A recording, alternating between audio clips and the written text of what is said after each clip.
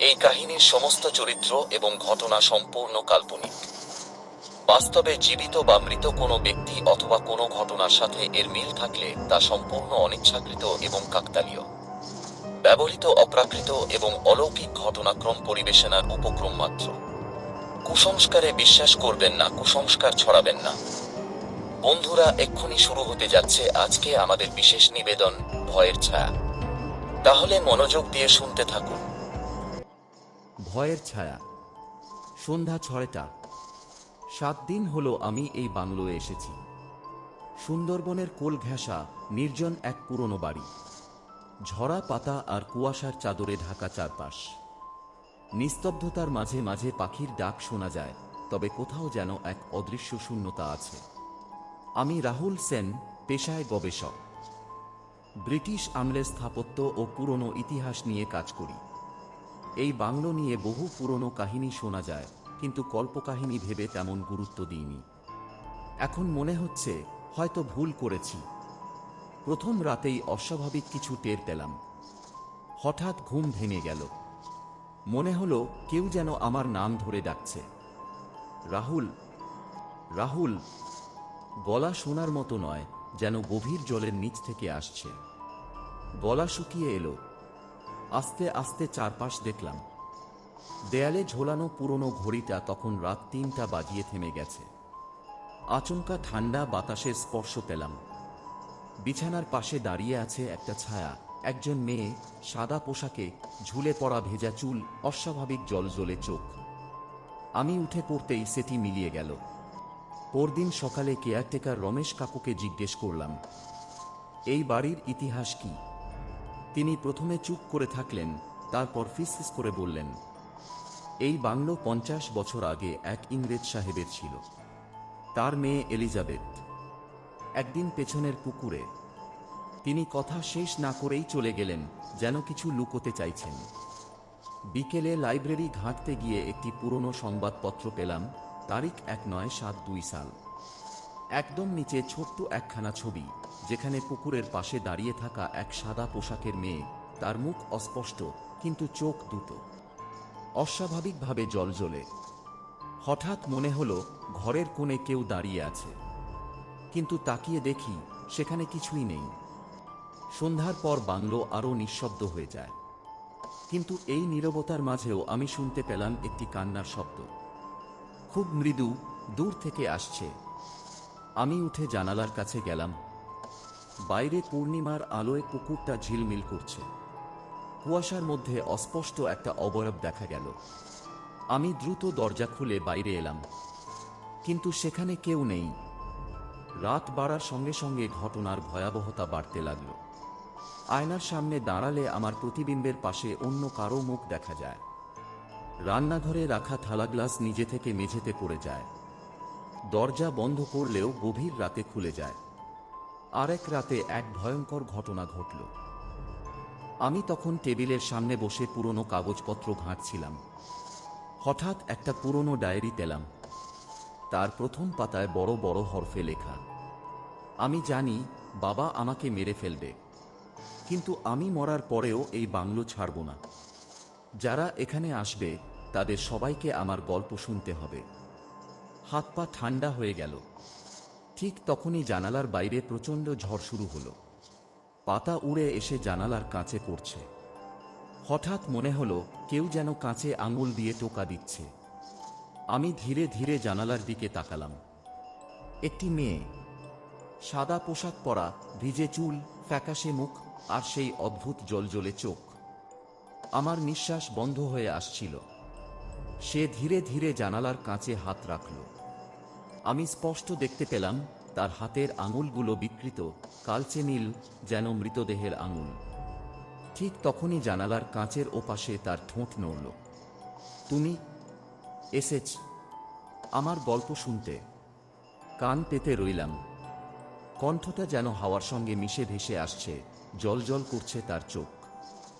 আচমকা ঘরের আলো নিভে গেল। চারপাশ আঁধারে ঢেকে গেল। আমি পেছনে তাকালাম। কেউ একজন আমার পিছনে দাঁড়িয়ে। জানালায় এলিজাবেথকে দেখার পর আমি ভয়ে চিৎকার করে উঠলাম। কিন্তু মুহূর্তের মধ্যেই সে মিলিয়ে গেল, শুধু কাঁচে ভেজা হাতের ছাপ রয়ে গেল। ঘরের ভেতরে শীতল একটা অনুভূতি ছড়িয়ে পড়ল, যেন কেউ আমার পাশে দাঁড়িয়ে গভীর দৃষ্টি নিয়ে তাকিয়ে আছে। সারা রাত ঘুম এল না। ছাদের ওপরে যেন ভারী পায়ে কেউ হাঁটছিল, মাঝে মাঝে আসবাবপত্র নড়ছিল অকারণেই। আমার বুক ধুক ধুক করছিল, বুঝতে পারছিলাম এই বাংলোয় আমি একা নই। সকাল হতেই আমি গ্রামের পুরনো লাইব্রেরির উদ্দেশ্যে রওনা দিলাম। একটা কৌতূহল আমাকে তাড়িয়ে বেড়াচ্ছিল, এলিজাবেথের মৃত্যু কি সত্যিই আত্মহত্যা ছিল, নাকি কিছু আরও ভয়ানক ঘটেছিল। লাইব্রেরির এক কোণে 1972 সালের পুরনো সংবাদপত্রের স্তূপের মধ্যে খুঁজতে লাগলাম। 1 ঘন্টার চেষ্টার পর অবশেষে পেলাম সেই সংবাদ। সুন্দরবনের কাছে রহস্যজনক মৃত্যু, ব্রিটিশ কর্মকর্তার মেয়ের দেহ পুকুরে ভাসমান অবস্থায় উদ্ধার। খবরের কাগজে লেখা ছিল, এলিজাবেথের বয়স ছিল মাত্র 9 বছর। তার বাবা জেমস উইলিয়ামস ছিলেন এক কুখ্যাত ব্রিটিশ কর্মকর্তা, কঠোর, নির্মম এবং সন্দেহপ্রবণ। এলিজাবেথের মৃত্যুকে আত্মহত্যা বলে ঘোষণা করা হয়েছিল, কিন্তু পোস্টমর্টেম রিপোর্টে তার শরীরে একাধিক আঘাতের চিহ্ন পাওয়া গিয়েছিল। এতদিন এই তথ্য কেউ প্রকাশ্যে আনেনি কেন? লাইব্রেরি থেকে বেরিয়ে আসতেই প্রবীণ শিক্ষক অনন্ত মাস্টারের সঙ্গে দেখা হলো। তাঁর বয়স 7-5 ছুঁই ছুঁই, কিন্তু চোখে এখনো সেই পুরনো ভয়। হ্যাঁ, আমি সব জানি। তিনি ধীরে ধীরে বললেন, এলিজাবেথ ভালোবেসেছিল একজন বাঙালি ছেলেকে। তার নাম ছিল অনির্বাণ। আমার ছোট ভাইয়ের বন্ধু ছিল ও। তারা পালিয়ে যেতে চেয়েছিল, কিন্তু জেমস সাহেব যখন এ কথা জানতে পারলেন, তিনি হঠাৎ থেমে গেলেন। তার চোখে শূন্য দৃষ্টি, যেন স্মৃতির মধ্যে হারিয়ে গেছেন। সেই রাতে আমি যা দেখেছি, আজও স্বপ্নে দেখি। জেমস সাহেব পাগল হয়ে গিয়েছিলেন। তার গলায় তখন শয়তানের ছায়া। মেয়েকে নিজের হাতে। না, আমি আর বলতে পারবো না। তুমি জানতেই চাইলে, পুকুরের ধারে যাও। ওখানেই সব শেষ হয়েছিল। ওখানেই সব শুরু হবে। তিনি দ্রুত চলে গেলেন। আমি এক মুহূর্ত স্থির হয়ে দাঁড়িয়ে রইলাম। হাওয়ার সাথে এলিজাবেথের ফিসফিসানি যেন কানে বাজল। পুকুরের ধারে এসো, আমাদের গল্প এখনো শেষ হয়নি। বাড়ি ফিরে এলিজাবেথের ডায়েরি আবার খুললাম। শেষের পাতাগুলো ছেঁড়া ছিল, কিন্তু কিছু লাইন পড়তেই শিরদাঁড়া দিয়ে ঠান্ডা স্রোত নেমে গেল। বাবা আমার চিঠিগুলো পেয়ে গেছে। সে অনির্বাণকে খুঁজছে। আজ রাতেই পালাবো। কিন্তু বাবার চোখে যে চাহনি দেখলাম, ঈশ্বর আমাকে রক্ষা করো। একটু পরেই আরেকটি লাইন, আমি জানি আজ রাতে কিছু একটা ঘটতে চলেছে। আমি জানি যদি কিছু হয়, আমি আর কখনো মুক্তি পাব না। হাতের তালুতে ঘাম জমে গেল। বুঝতে পারছিলাম সত্যটা জানা দরকার, কিন্তু আমি কি সেই সত্য সহ্য করতে পারব? সন্ধ্যা নামতেই বাংলো আবার নিঃশব্দ হয়ে গেল। বাতাস থেমে গেল, শুধু নিঃশ্বাসের শব্দ শোনা যাচ্ছে।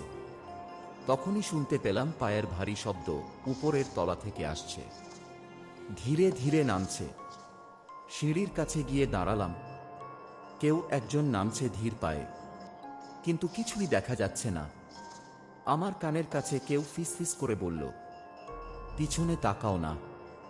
আমি শরীরের প্রতিটি রোম দাঁড়িয়ে গেলেও সাহস করে ঘুরে তাকালাম। দুটো ছায়ামূর্তি, একজন সাদা পোশাকে এলিজাবেথ, আর একজন রক্তমাখা শার্ট পরা যুবক, অবশ্যই অনির্বাণ। এলিজাবেথের চোখ জ্বলছিল, মুখে হালকা হাসি, কিন্তু সেই হাসির মধ্যে করুণ আর ভীতিকর কিছু ছিল। আমাদের গল্প শেষ হয়নি। বাবা যা করেছিল তুমি জানতে চাও? তাহলে আমাদের সঙ্গে এসো। পুকুরের ধারে। তার কথার সাথে সাথে ঝড় শুরু হলো। জানালার কাঁচ কাঁপতে লাগলো, বাতাসে অদ্ভুত ফিসফিসানি। আমার সামনে দুজন দাঁড়িয়ে, অথচ মাটিতে কোনো ছায়া নেই। ওখানে আজও অনির্বাণের রক্তাক্ত দেহ পড়ে আছে। ওখানেই আজও আমার নিথর শরীর অপেক্ষা করছে। হঠাৎ বিদ্যুৎ চমকালো। 1 সেকেন্ডের জন্য আমি দেখলাম অনির্বাণের শরীর রক্তে ভেজা, চোখ দুটো শূন্য, ভয়াবহ। বুকের ভেতর হৃদস্পন্দন থেমে যাওয়ার মতো হলো। আমি কি ওদের অনুসরণ করব? বাড়ির মূল দরজা ধীরে ধীরে খুলে গেল। আমাকে সিদ্ধান্ত নিতে হবে। পুকুরের ধারে দাঁড়িয়ে আমি অনুভব করছিলাম সময় যেন থমকে গেছে। সামনে দাঁড়িয়ে এলিজাবেথ আর অনির্বাণের ছায়ামূর্তি, তাদের চোখে গভীর কষ্ট। পুকুরের কালো জলে পূর্ণিমার আলো পড়ে এক ভয়ঙ্কর দৃশ্য তৈরি করেছে। তুমি সব জানতে চেয়েছিলে, তাই না? এলিজাবেথ ফিসফিস করে বলল। আমি কিছু বলতে পারলাম না, শুধু মাথা নেড়ে সম্মতি জানালাম। হঠাৎ পুকুরের জল ভয়ানকভাবে আলোড়িত হল। চারপাশে বাতাস থমকে গেল, যেন প্রকৃতির সমস্ত শক্তি এই এক মুহূর্তের জন্য স্তব্ধ হয়ে গেছে। তারপর জল থেকে উঠে এল এক বিভীষিকাময় দৃশ্য, একটি রাতের পুনরাবৃত্তি, সেই রাতের যখন এই অভিশপ্ত ইতিহাস রচিত হয়েছিল। 1972 সালের 21শে জুন। এলিজাবেথ আর অনির্বাণ হাত ধরাধরি করে পালিয়ে যাওয়ার চেষ্টা করছিল, কিন্তু তাদের পথ রুদ্ধ করল একজন মানুষ, জেমস উইলিয়ামস। ব্রিটিশ আমলার চোখে ভয়ানক উন্মাদনা, হাতে চকচকে রিভলভার। তুমি ভেবেছিলে পালিয়ে যাবে? অনির্বাণ কিছু বলতে গেল, কিন্তু পর মুহূর্তেই গর্জে উঠল বন্দুক। একটা তীক্ষ্ণ শব্দ ছিন্ন করে দিল রাতের নিস্তব্ধতা। গুলিবিদ্ধ অনির্বাণ ধপ করে পড়ে গেল মাটিতে। রক্ত গড়িয়ে পুকুরের পানিতে মিশে যেতে লাগল। এলিজাবেথ চিৎকার করে বাবার পা জড়িয়ে ধরল। বাবা, দয়া করো, ওকে বাঁচাও, আমরা একে অপরকে ভালোবাসি। কিন্তু জেমসের মুখে একটা নির্মম হাসি। তুমি যদি আমার থাকতে না পারো, তবে কারো হবে না। বলেই তিনি মেয়ের চুল ধরে টানলেন এবং জোর করে পুকুরের জলে চেপে ধরলেন। এলিজাবেথের হাত পা ছট করতে লাগল, জলের নিচে দমবন্ধ হয়ে আসতে লাগল তার। অনির্বাণ আহত শরীর নিয়ে এগিয়ে আসার চেষ্টা করল, হাত বাড়িয়ে দিল এলিজাবেথের দিকে। কিন্তু সব শেষ হয়ে গেল। পুকুরের জল নিস্তব্ধ হয়ে গেল। বর্তমানে ফিরে আসি। আমি এক ধাক্কায় বাস্তবে ফিরে এলাম। চোখের সামনে দৃশ্য মিলিয়ে গেছে, কিন্তু বাতাসে যেন রক্তের গন্ধ লেগে আছে। এখন তুমি সব জানো, ফিসফিস করে বলল এলিজাবেথ।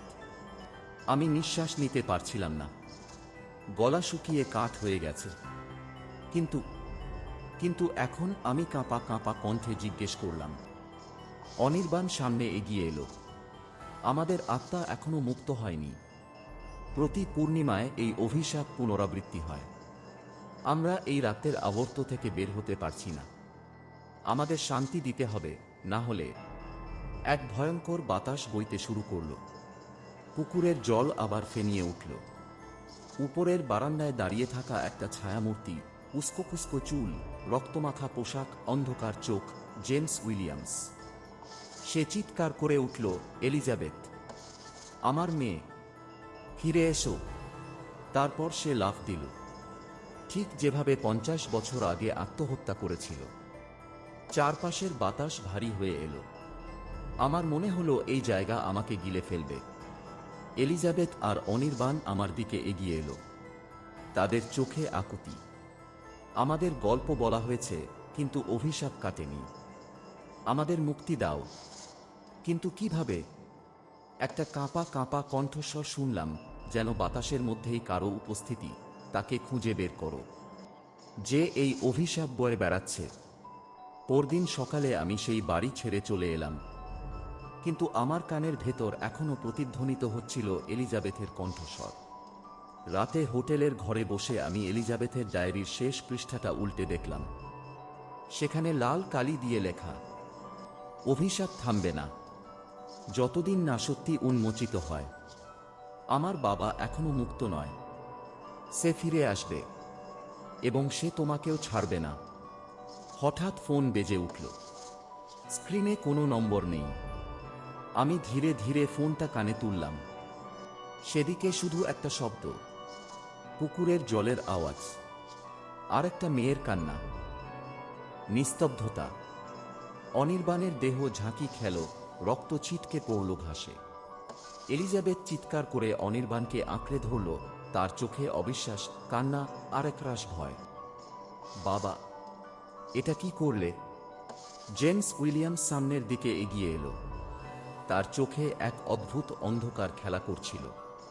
তোমাকে এই অভিশাপ থেকে মুক্তি দিতে হবে, মাই ডার্লিং। তুমি একজন নেটিভের জন্য আমার সম্মান নষ্ট করবে না। এলিজাবেথ আতঙ্কে পেছাতে লাগল। পুকুরের ধারে এসে থেমে গেল, পায়ের তলায় ভেজা কাদা। না বাবা, দয়া করে। কিন্তু জেমসের চোখে কোনো দয়া ছিল না। ঠান্ডা মুখে সে মেয়ের দিকে তাকিয়ে বন্দুক তুলল। বিস্ফোরণের মতো আরেকটি গুলির শব্দ বাতাসে প্রতিধ্বনিত হল।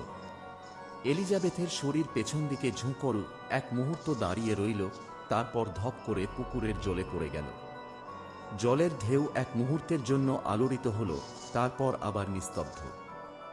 এলিজাবেথ চলে গেল। কিন্তু সে কি সত্যিই চলে গেল? বর্তমান আমি পুকুরের ধারে। আমি হঠাৎ অনুভব করলাম সময় যেন আবার স্বাভাবিক হয়ে গেছে। পুকুরের জল থমথমে, বাতাস স্থির। এলিজাবেথ আর অনির্বাণের ছায়ামূর্তি এখন স্পষ্ট। তুমি সব জানলে, এলিজাবেথ বলল, তার চোখে শান্তি ও বিষাদ মিশ্রিত এক দৃষ্টি। তুমি আমাদের কাহিনী শোনার জন্য এসেছিলে, আর এখন তুমি জানো। সে ধীরে ধীরে এগিয়ে এসে আমার দিকে হাত বাড়াল। আমাদের মুক্তি দাও, সত্যিটা সবার সামনে আনো। আমি কাঁপা হাতে পকেট থেকে ফোন বের করলাম, সেই পুরনো নথিগুলো, সংবাদপত্রের কাটিং আর ডায়েরির পাতা তুলে ছবি তুললাম। এটা সবাইকে জানাতে হবে। এলিজাবেথ মৃদু হাসল, ধীরে ধীরে অনির্বাণের দিকে ফিরে তাকাল। তাদের চারপাশে একটা উজ্জ্বল আলো ছড়িয়ে পড়ল। তারপর ধীরে ধীরে তারা মিলিয়ে গেল। আমি দীর্ঘশ্বাস ফেললাম। পুকুরের কালো জল আজও অতীতের অভিশাপ বহন করছে, কিন্তু আজ প্রথমবার মনে হলো হয়তো এই অভিশপ্ত প্রেম কাহিনী শেষ হয়েছে। পরের দিন আমি বাংলো ছেড়ে বেরিয়ে এলাম। যাওয়ার সময় দরজার কাছে এক মুহূর্ত দাঁড়ালাম। পিছনে তাকাতেই মনে হলো জানালার কাঁচে ভেজা হাতের ছাপ এখনো আছে। কিন্তু এবার ভয় লাগলো না, কারণ আমি জানি এলিজাবেথ আর অনির্বাণ মুক্তি পেয়েছে এবং তাদের গল্প আজ সত্যি হয়েছে। তাহলে বন্ধুরা, কেমন লাগলো আজকের এই বিশেষ নিবেদন? আপনাদের মূল্যবান মতামত আমাদের জন্য খুবই গুরুত্বপূর্ণ, তাই দয়া করে কমেন্টে জানাবেন। যদি ভিডিওটি ভালো লেগে থাকে তাহলে একটা লাইক দিতে ভুলবেন না, আর চ্যানেলটি সাবস্ক্রাইব করুন, কারণ আপনার একটা ছোট্ট সাবস্ক্রাইব আমাদের হৃদয় থেকে অনুপ্রাণিত করে বাংলার মাটির গন্ধ, সংস্কৃতি আর গর্বের গল্প আরও সুন্দরভাবে আপনাদের সামনে তুলে ধরতে। আপনাদের ভালোবাসাই আমাদের পথ চলার একমাত্র শক্তি।